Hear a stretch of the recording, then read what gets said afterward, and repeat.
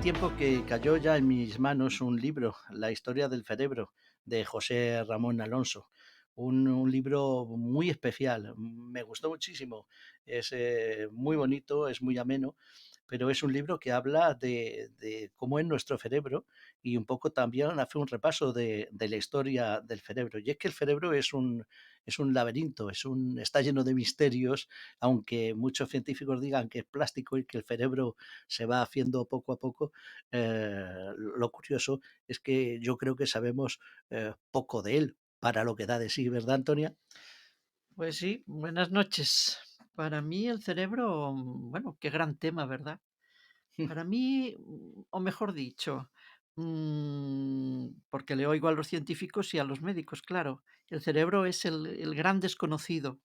Y para mí es, claro, un misterio como todo lo que hay en el cuerpo humano. Cuando pienso en el cerebro y en el resto de lo que estamos compuestos, pienso, es que estamos llenos de máquinas. El cerebro es un engranaje.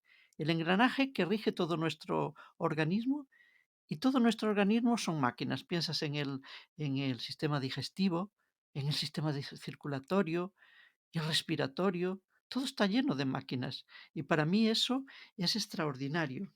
Y es un gran misterio de cómo se pudo formar eso, pero de lo perfectos que somos y a la vez de lo imperfectos que somos. Y de aquel que nos creó, también se equivocó, ¿no? Al hacernos imperfectos. Bueno, creó 2 máquinas, de esas máquinas que tú hablas, muy importantes. Una es el cerebro y la otra el corazón, O la pero otra al corazón, tal claro. vez el cerebro sea lo más misterioso, ¿no? Es lo que rige, quizá, claro, lo más misterioso y es lo que rige todo lo demás. Y como decía, lo dicen los científicos y los médicos, los investigadores, es el gran desconocido. Y hablaba de que somos perfectos y a la vez imperfectos, porque todos esos engranajes de los que estamos compuestos Ujú. se van deteriorando a lo largo de nuestra vida a medida que nos hacemos mayores y si caemos un poco en la desgracia de la enfermedad, a veces también cuando somos jóvenes. Entonces, cuando me pregunto, mm, ¿quién pudo crear esos engranajes? Pues los creyentes lo tienen muy fácil, Dios, perfecto. Pero para los que no creen, pues es un verdadero misterio. Fíjate una cosa, en la película 2001, Una odisea del espacio, que es una de las cosas que recordaba yo, Arthur Clarke, y Stanley Kubrick, pues, nos muestran al principio, que es el final, un monolito en la que se presenta un simio ante él y dando ahí golpes con un hueso, hace una similitud cómo eso se transforma, ese pensamiento del simio, luego en una nave espacial que es la que surca el cielo interestelar, ¿no? Es una maravilla esa película. Pero sí, tiene que ver con esto, ¿no? Yo, algunas veces, o muchas, me pregunto, hago esa pregunta que nos hacemos todos, filosofando de dónde venimos, quién nos pudo crear. Y, y pienso que el cerebro, o muchas cosas que ahora nos parecen extraordinarias, a, a las que no podemos llegar, pues llegará un momento en que sean hechos comunes, que ya esté descubierto, como por ejemplo pasaba en la antigüedad y en la Edad Media, muchas cosas que no entendía, el ser humano no llegaba a comprender, ahora son algo, y dices, pero ¿cómo aquella gente si estaba ahí y no lo veían? Pues yo creo que con el cerebro y con muchas cosas va a pasar lo mismo. A las generaciones venideras dirán, pero esta gente con tantos avances que tenían y no lo veían, por Dios, pero ¿en qué estaban pensando si estaba ahí? Y yo creo que por ejemplo, curaciones que nos parecen ahora imposibles, fenómenos extraños o sobrenaturales que creemos que son sobrenaturales, quizás sea nuestro cerebro quien los produce ese gran desconocido, ¿no? Tú sabes, en mi otra faceta, la de la parapsicología, sabes que yo he defendido siempre que fenómenos como la clarividencia, la premonición, la intuición o la telepatía son cualidades que creo que tenemos todos en el cerebro por descubrir. Mm, Ya Eduard Punset en alguno de sus programas atisbaba esto de la intuición como una cualidad no sobrenatural, sino que está muy presente en el cerebro. ujú. Pues sí, llegará un momento en que todo lo que ahora no conocemos del cerebro, bueno, nosotros ya no lo O sí. conoceremos, o sí, o sí. Esperemos que sí, igual somos inmortales, ¿no? Bueno, mira, hoy leía una noticia que hablaba que el cerebro, que ahora mismo todos los las personas especialistas en el cerebro, los neurólogos comentan, es que es plástico, el cerebro es plástico y se modifica. Y en la noticia decía que cuando nos vamos a dormir, cuando nos acostamos, el cerebro está de una manera y cuando nos levantamos, en parte se ha modificado. Ujú. Y claro, está también claro que el cerebro de una persona joven, de un niño, no es el mismo cerebro que luego de una persona mayor, no en el sentido de que se haya degradado, que ahora piensan que no, sino que se ha modificado. A lo largo de la vida se modifica. También llegaremos a saber lo que son los sueños, eso que tanto nos quita el sueño, ¿verdad? Estoy mirando el libro que ha escrito tu invitado.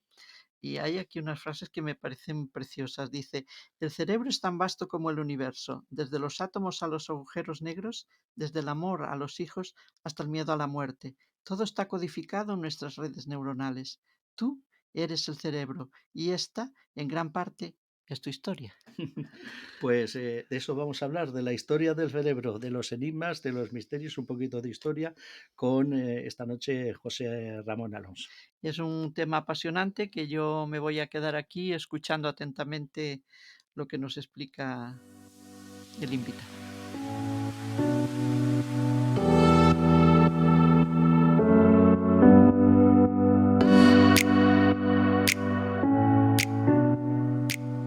José Ramón Alonso Peña es doctor por la Universidad de Salamanca, catedrático de Biología Celular y director del Laboratorio de Plasticidad Neuronal y Neuroreparación del Instituto de Neurociencias de Castilla y León. Ha sido rector de la Universidad de Salamanca e investigador y profesor visitante en la Universidad de Frankfurt. Seguiríamos todavía diciendo innumerables trabajos más que ha hecho. Además de todo eso, es escritor con Almufara, con distintas editoriales. Ha escrito La nariz de Charles Darwin y otras historias de la neurociencia. El escritor que no sabía leer y otras historias de neurociencia, de Guadalmazán. Y este último libro que tenemos, de hecho lo tenemos desde antes de Navidad con nosotros, Historia del cerebro, una historia sobre la humanidad, una historia completa de la humanidad. Es un lujo tenerlo a usted, o tenerte a ti si quieres, José Ramón, esta noche con nosotros. Buenas noches. Buenas noches, un placer también estar con vosotros y los oyentes. El cerebro humano es la estructura biológica más compleja que conocemos. Así empieza la presentación de este libro. Cerca de 86.000 millones de neuronas conectadas entre sí por billones de contactos con sofisticados mecanismos de regulación y respuesta encargadas de las funciones fundamentales para nuestra supervivencia como individuos y como especie. Hemos empezado con la música de Así habló Zaratrusta, de la célebre 2001, Una odisea del espacio, y desde entonces el cerebro ha evolucionado un poco, ¿no? Eso es, constantemente está cambiando, constantemente está modificándose. Todo lo que vemos, todo lo que aprendemos nos está manteniendo ese cerebro, que una de sus características más llamativas es esa plasticidad, que es una especie de flexibilidad que le permite estar en constante evolución ante lo que es nuestro día a día. En el libro haces una historia, valga la pena repetirlo, del cerebro desde el principio de la humanidad, y un recorrido por todos los científicos, además, pues que de una manera u otra pues han tratado sobre ella. ¿Qué te lleva a escribir el libro ahora? Porque sí, es el trabajo de años, la verdad, y yo no creo en lo de las dos culturas, en lo de ciencias y letras. Creo que al final es todo mucho más interesante, mucho más divertido, relacionando esos avances científicos que se suceden a lo largo de toda la historia con las civilizaciones, con qué es lo que pensaban los egipcios, qué es lo que pensaban los griegos, qué sucede en Roma, en la época medieval, en el Renacimiento. Entonces, es intentar explicar para todos los públicos algo tan interesante como es la investigación sobre neurociencias, sobre el cerebro, y, como digo, es decir, hacerlo con una visión histórica que yo creo que hace que sea mucho más entretenido y más fácil, además, comprender por qué hemos tenido distintas ideas y cómo se han ido produciendo todos estos avances. La verdad es que hemos tenido aquí distintos escritores como tú, tanto de Almufara como de Guadalmazán, como es esta historia del cerebro, y tienen, las dos editoriales tienen una facilidad para encontrar primeras personalidades del mundo de la ciencia o de la historia, y que escriban libros muy amenos de leer, muy fáciles de leer, con sus anécdotas, que los hacen muy entretenidos, que es una maravilla. Uno de los capítulos que tienes del libro es de la poesía a la filosofía. Sí, bueno, ahí estoy hablando precisamente de la época de la Grecia clásica, ¿no? Porque parto de los dos grandes poemas épicos de Homero, la Ilíada y la Odisea, y luego ahí se habla de muchas heridas y algunas tienen que ver con la cabeza y cómo es un poco la idea de esa época de cómo se pueden tratar esos traumatismos cerebrales, ¿no?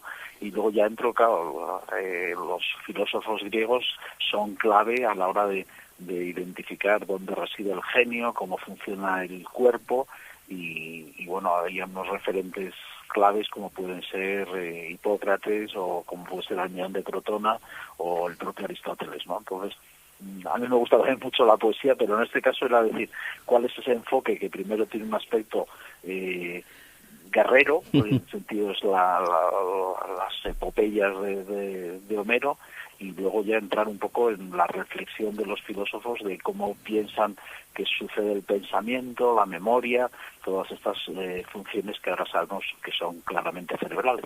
Fíjate, en las noticias leíamos una noticia antes de tenerte a ti ahora, por la que se decía que los egipcios tenían una fuerza sobrehumana, dado que habían encontrado cabezas, o sea, cráneos después de una batalla, y en comparación con el otro ejército que a los que se habían enfrentado, los egipcios tenían una cabeza, unos huesos mucho más duros que los contrarios, que se desafían. ¿Eso tiene que ver con la inteligencia o algo así, o no?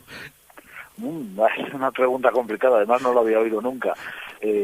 Bueno, el cráneo es una envuelta fabulosa para el cerebro. El cerebro, como hemos dicho, todos tenemos claro la importancia que tiene, y tiene unos sistemas sofisticados de defensa. Tiene las meninges, que sabemos que hay una muy fina, que la llamamos aracnoides, porque es como si fuese una tela de araña, y la más externa, que es casi como la consistencia del cuero, ¿no? Y luego tiene el cráneo, tiene el líquido cefalorraquídeo, que hace que el cerebro esté, de hecho, flotando, o sea, para que actúe como un amortiguador perfecto, pues si nos damos algún golpe. Pero no sé si hay alguna diferencia en tener un cráneo algo más grueso. Es famoso, sí que lo tenían algunos de los castrati. Son, ¿sabes?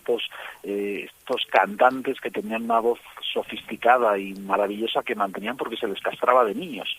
Entonces parece que los cambios hormonales producidos por la castración también hacían que el cráneo tuviese zonas engrosadas por esos cambios hormonales. Pero eso lo que yo creo que sobre todo les producía unas migrañas terribles, más que realmente que tuviese algún efecto positivo. Leonardo, volviendo a tu libro, Leonardo era muchas cosas, pero tú dices que era neurocientífico. Sí, bueno, Leonardo es un personaje apasionante, lo decimos, y tiene, yo digo que mantiene en cierta manera, si lo pensáis un poco, ese interés de los niños por saber cómo funcionan las cosas, por entender, por imaginar, por soñar. Entonces él está muy interesado en toda la estructura del cuerpo y también del cerebro. Entonces se conoce que él le regalan un león que ha muerto en un zoológico del Duque, y él estudia el cerebro de ese león utilizando algunas de las técnicas que él ha aprendido para hacer las esculturas de cera. Entonces es el primero que rompe con la idea de los ventrículos como tres esferas, que era algo, pues una idea de la Edad Media que se mantiene prácticamente 1000 años. Y Leonardo hace avances sorprendentes porque, de cierta manera, es uno de los primeros experimentadores que no se cree lo que dicen los libros y que él quiere verlo con sus propios ojos. Hay un capítulo del libro que yo cuando leí fui rápidamente a mirar qué era, que lo titulas La chispa de la vida. Hay un capítulo que lo titulas sí, la chispa de la vida. Sí, es también, bueno, ya es un poco más tarde, estamos ya en la época del siglo XVIII más o menos, y entonces la electricidad es algo que apasiona, y entonces Galvani ha puesto de manifiesto que dando pequeñas descargas a las ancas de una rana se contraen, y entonces, claro, la gente empieza a plantearse si eso es capaz de revivir. De ahí vienen algunas de las ideas que luego se plasman también en el famoso Frankenstein de Mary Shelley, ¿no? Uh-huh. Pero Galvani y su sobrino Aldini hacen experimentos públicos, una especie de teatro anatómico, donde dan descargas con la pila que ha inventado Volta y consiguen hacer que como esos, muchas veces son criminales que han sido ajusticiados, de repente muestren movimientos. Entonces, claro, es como si eso va a poder conseguir revivir a los muertos. Es algo apasionante también como lo cuentan, como la gente se desmaya. O sea, es algo, es casi una experimentación científica con un toque muy teatral también, pero que es un avance clave porque empezamos a ver que los impulsos eléctricos, los impulsos nerviosos son también impulsos eléctricos, y que hay unas descargas que están transmitiendo información y que luego ya formarán parte de ese bagaje científico que ya todos sabemos que nuestros nervios es una transmisión que primero es eléctrica y luego ya es química en la sinapsis, ¿verdad? Haces referencia también en el capítulo siguiente a Mesmer y las pulseras magnéticas, o bueno, el fluido animal que decían, y que desde otro punto de vista, desde la parapsicología, también se me suena mucho, pero tú, claro, evidentemente te lo cargas, ¿no? Bueno, yo voy desde el lado de la ciencia, y es llamativo porque, bueno, pues lo vemos que estas cosas siguen todavía a nuestro alrededor, ¿no? Entonces, eso me parece especialmente interesante que veamos cómo surgen esas teorías sobre los campos magnéticos y cómo se utiliza en teoría para curar, y realmente lo que hacen es vaciar los bolsillos de los incautos, ¿no? Pero bueno, o sea, que es también la ciencia es capaz de poner eso a prueba. Hay un famoso comité en el que participa Benjamin Franklin y los mejores científicos franceses, y las teorías de Mesmer consiguen irlas desacreditando cuando ven que realmente es una paparrucha, ¿no? Pero seguimos ahí todavía, como bien sabéis, es parte todavía de estos debates sobre ciencia contra las pseudociencias. Algo se le debe igualmente a Mesmer, ¿no? La ciencia, digo. Sí, al final de todas estas cosas, aunque son posteriormente desprestigiadas, pues la frenología de Gall pues ayuda también a entender un poco la localización en las regiones corticales.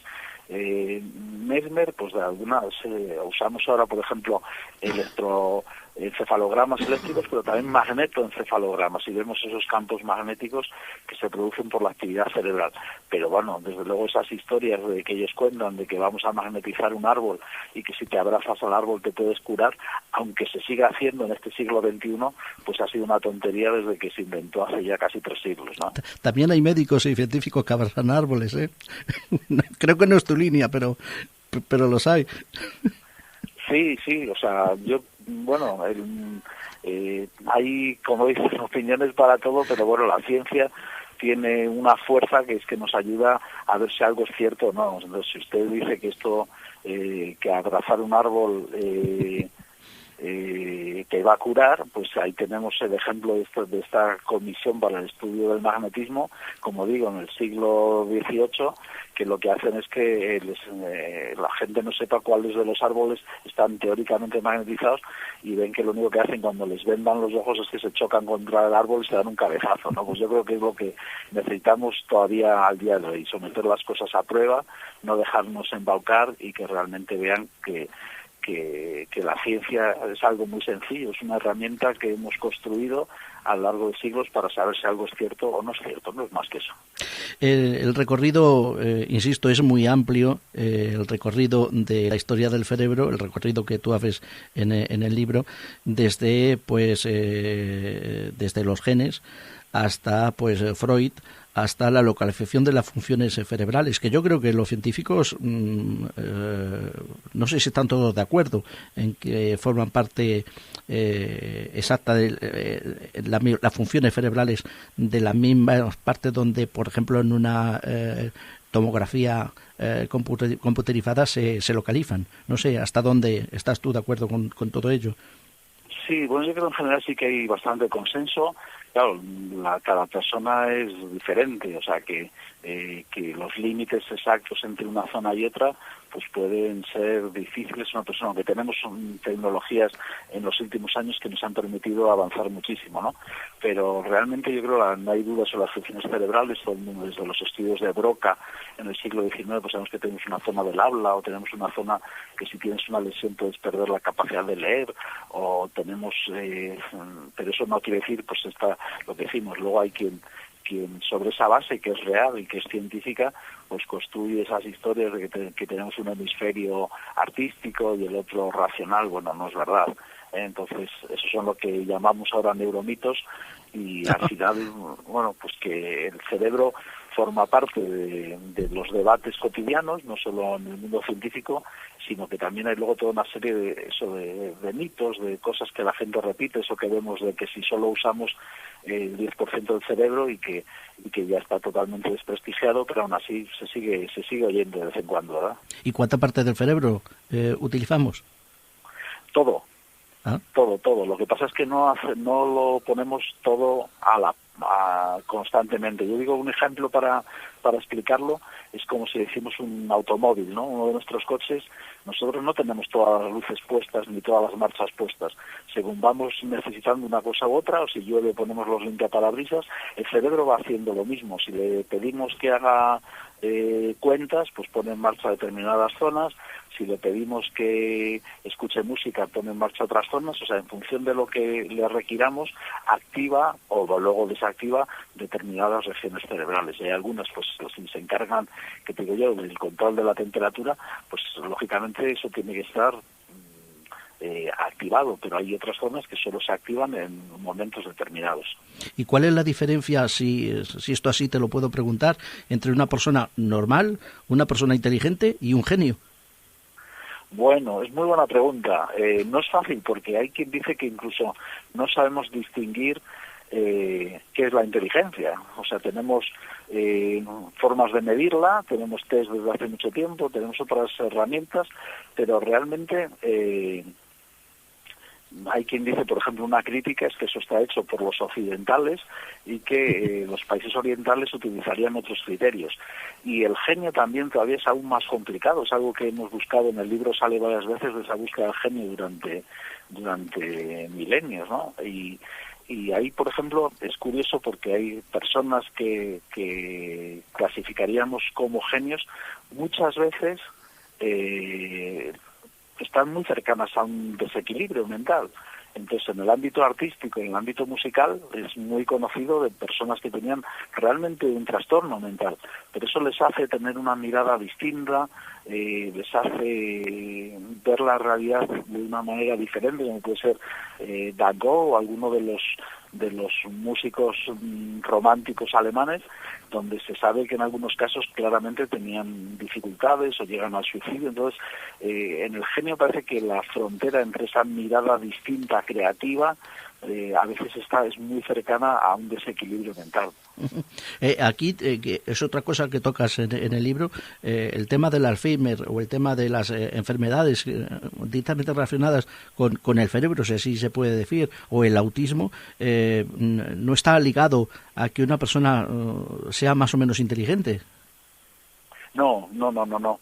En el autismo hay desde muchachos que son lo que con cocientes de inteligencia superiores a la normalidad, o sea que entrarían dentro de altas capacidades o capacidades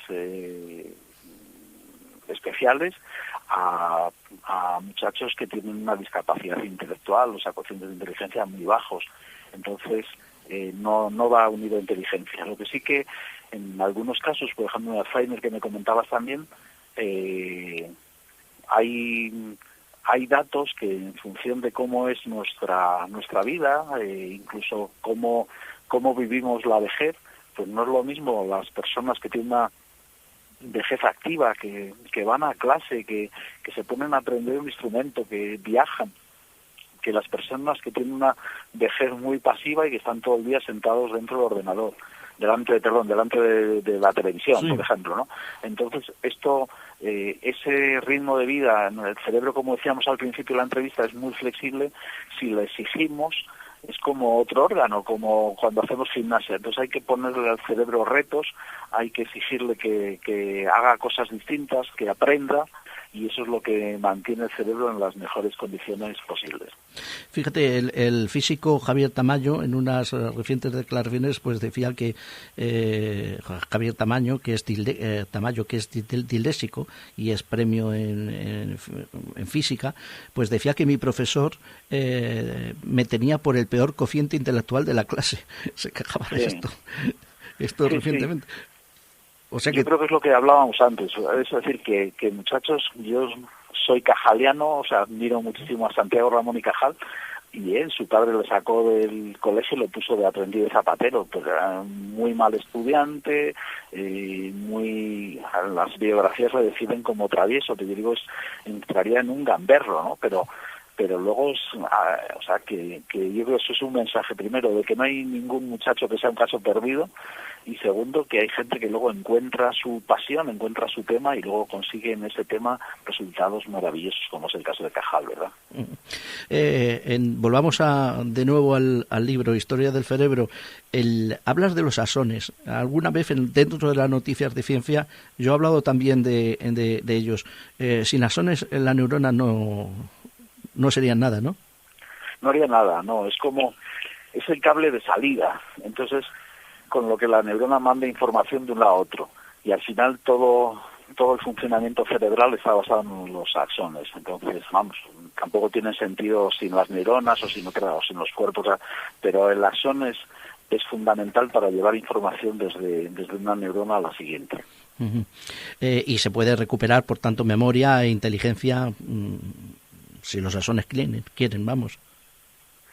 Bueno, hay que ver, normalmente las neuronas tienen esa plasticidad, si hay una cierta generación de nuevas neuronas en adultos, aunque parece muy baja y que no responde, y desgraciadamente sabemos todavía muy poco sobre la regeneración neuronal, pero hay cada vez más investigación en marcha y vamos entendiendo más cómo son los axones, cómo crecen, cómo contactan con otras células, y vamos avanzando hacia esa esperanza que es en estos momentos de que podamos en algún día, en el futuro a medio plazo al menos, regenerar neuronas.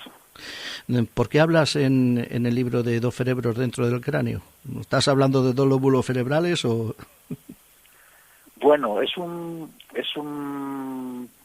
reto también, porque hay unos famosos experimentos de Sperry, que es un premio Nobel, que usan pacientes donde el cuerpo calloso, que es esa comisura que conecta los dos hemisferios cerebrales, lo cortan. Es una forma de luchar contra la epilepsia. Entonces, contar un poco cómo realmente en esos casos, la verdad es que la gran sorpresa que se llevan es que apenas hay cambios, y que realmente es como que tuviésemos dos cerebros que estén funcionando de forma independiente, aunque evidentemente, bueno, es una licencia poética porque el cerebro es único y los dos hemisferios en general se reparten funciones y muchas de ellas de forma coordinada. De alguna manera, las emociones, ¿dónde están? ¿En qué parte del cerebro? Las emociones. Sí. Sí, bueno, clásicamente se habla de una zona que es un descubrimiento del siglo XX, en los años 30 más o menos, se habla del sistema límbico. Entonces, en la actualidad el mapa es más complejo, porque aparte del sistema límbico está claro que influye la corteza cerebral, influye también el cerebelo, que nunca se había contado. Entonces, hay unas zonas que son clave, la amígdala, por ejemplo, que es una zona cerebral, es clave por lo que sabemos en el miedo. Entonces, pero si nosotros hemos ido por una calle oscura y nos han atracado, pues cuando vamos por un sitio parecido volvemos a tener miedo, porque la amígdala está recibiendo esa información de que en ese sitio la memoria le dice aquí te pasó algo malo, por lo tanto ponte a la defensiva por si acaso. Entonces hay zonas que son muy importantes para las emociones, pero como sucede con tantas otras cosas del cerebro, tenemos conexiones que nos llevan información de otras partes del sistema nervioso. ¿Se descubrirán en algún momento otras funciones del cerebro? Explico. Por ejemplo, Eduard Punset habla muchas veces de la intuición como una parte del cerebro a descubrir. ¿Tú crees en esto? Bueno, dicen que hay dos grandes sistemas de trabajo, que uno es la razón y el otro la emoción o las emociones. Entonces, cuando tenemos tiempo, calma, conseguimos toda la información, normalmente tomamos decisiones racionales. Pero luego también, si no tenemos tiempo para reaccionar y no tenemos toda la información, parece que se pone en marcha un sistema emocional. O sea, no serían dos cosas opuestas, que es como opinaba un poco Platón, él decía que eran como caballos que tiraban de nosotros en direcciones opuestas, la razón y la emoción, sino serían dos sistemas complementarios que en función de la situación actuarían más o menos uno. Entonces yo creo que vamos sabiendo cada vez más sobre el cerebro. Yo creo que no hay tanto funciones escondidas, ocultas, pero sí que nos damos cuenta no utilizadas, pues, que cada vez sabemos más, ¿no? Entonces un ejemplo, el otro día hablamos, pues el gusto, ¿no? Que es un sistema sensorial. Y clásicamente nos decían que había, bueno, pues salado, dulce, amargo y ácido, pero recientemente se han visto que hay desde luego otros receptores que es para el umami, que es lo que encontramos en el jamón, en las anchoas, las cosas que son muy sabrosas para nosotros. Ahora se habla de que es posible que haya también receptores para grasas, quizás receptores para agua. Entonces, al final vamos teniendo un mapa cada vez más completo y más complejo. Yo creo que eso es también resultado de la investigación.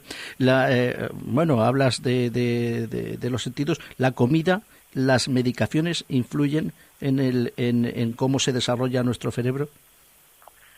Sí, hay resultados muy recientes que también hablan de la importancia de lo que antes llamábamos la flora intestinal, esos microbios que tenemos en nuestro tubo digestivo. Y esos microbios van a depender de nuestra dieta.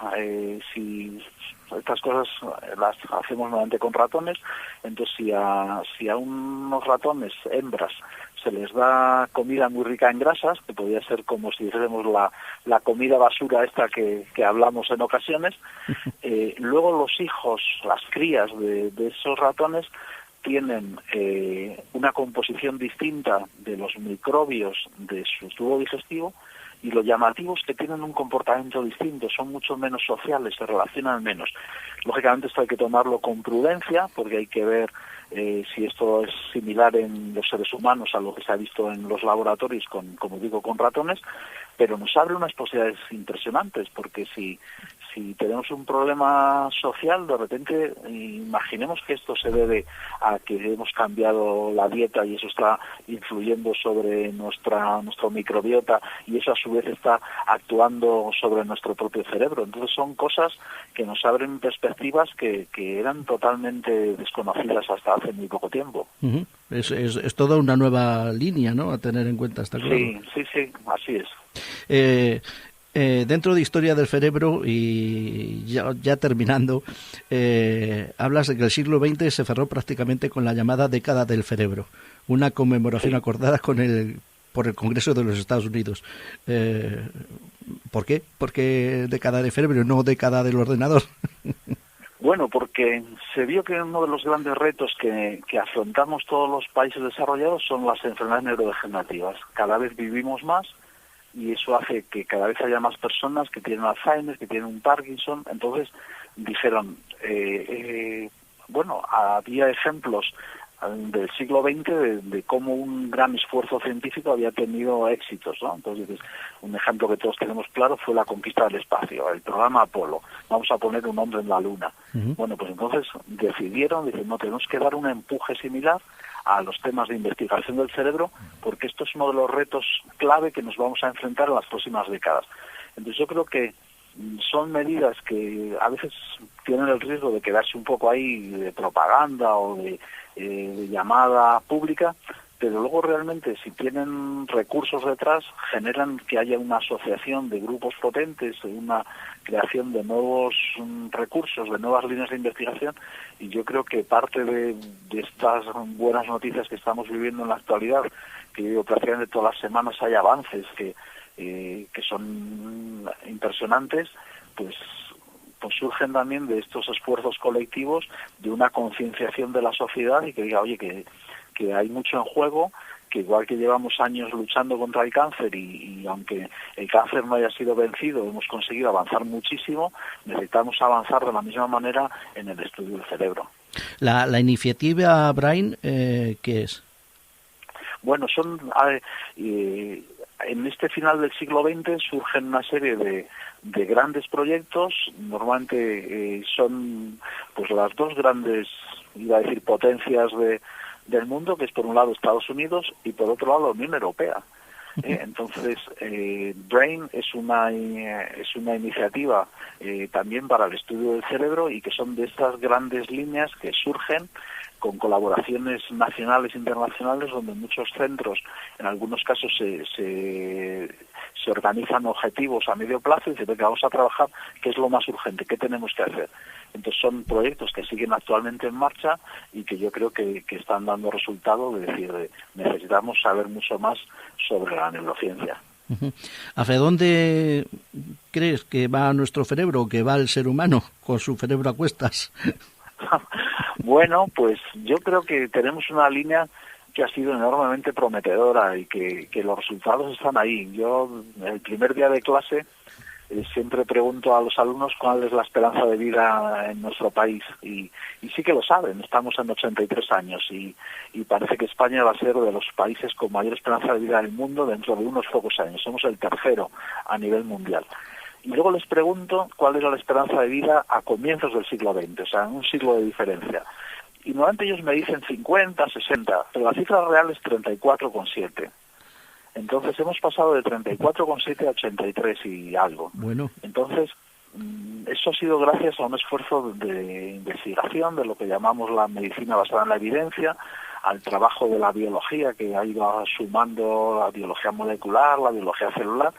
Y entonces en el siglo XXI yo creo que iremos siendo cada vez más interdisciplinarios, sumaremos muchas cosas de informática, de robótica, y todo eso pues confío en que sea también nuevos saltos hacia adelante y un mejor futuro para la humanidad. Porque entre un ordenador artificial, un superordenador y nuestro cerebro, ¿con cuál te quedas, José Ramón? Bueno, yo creo que no tenemos que elegir, porque el que crea ese superordenador es también un grupo de cerebros biológicos, que son los que lo han diseñado, lo han pensado y lo han construido. O sea, al final todo parte del cerebro humano. Luego, los cerebros informáticos tienen, en algunas cosas nos superan. Por ejemplo, pues todos tenemos claro que a nosotros nos cuesta mucho memorizar más allá de 9, 10, 12 números, lo que es un número de teléfono, ¿no? Sí. Pero un ordenador, hasta el más sencillo, podemos almacenar ahí miles y miles de números sin ningún problema. Pero nuestro cerebro tiene capacidades que no tiene ninguna máquina, esa flexibilidad, esa capacidad de modificarse, de cambiar sus conexiones, de generar nuevos elementos. Eso es algo espectacular. Entonces, la inteligencia artificial está avanzando y cada vez va a formar una parte mayor de nuestras vidas, pero al final la creatividad es algo que de momento solo está en los cerebros biológicos. Entonces solo nos cabrá dejar aparte los ordenadores y hacernos un trasplante de cerebro para sobrevivir. No, yo digo, no hay por qué dejar de lado los ordenadores. Es una máquina magnífica que mejora nuestra vida, que nos ayuda en nuestros hospitales, en nuestras escuelas, en nuestras familias, en nuestra vida cotidiana. Y no tenemos por qué renunciar a ello, al contrario, pues si nuestro automóvil nos informa si las ruedas están desinfladas porque tiene un pequeño sensor y un pequeño ordenador, pues nos viene muy bien. Lo que tenemos es que ser conscientes de que, decir, todo eso se basa en un cultivo del cerebro biológico para el cual tenemos una herramienta maravillosa que es lo que llamamos educación, y eso es lo que hay que reforzar. La educación, los maestros, los profesores, ellos son los que hacen que el futuro sea mejor. Ojalá sea así y ojalá todo el mundo entienda esto, sobre todo esto último de los maestros. José Ramón Alonso Peña, muchísimas gracias por tenerte desde la Universidad de Salamanca con tu último libro, Historia del Cerebro, una historia de la humanidad, ameno donde los haya, divertido y desde luego fácil de leer y que es indispensable, desde luego, yo creo, para cualquier alumno que se dedique a esto y que no se dedique también. Es imprescindible en una biblioteca. Este editorial Guadalmazán, y te agradecemos, muchas gracias que estés con nosotros esta noche. Ha sido un placer, muy buenas noches. Hasta luego, un gran abrazo. Adiós, un abrazo. Amigos, amigas, hasta aquí el viaje de hoy. Nos volvemos a ver en la próxima aventura del viajero cuántico. Gracias a todos por estar ahí.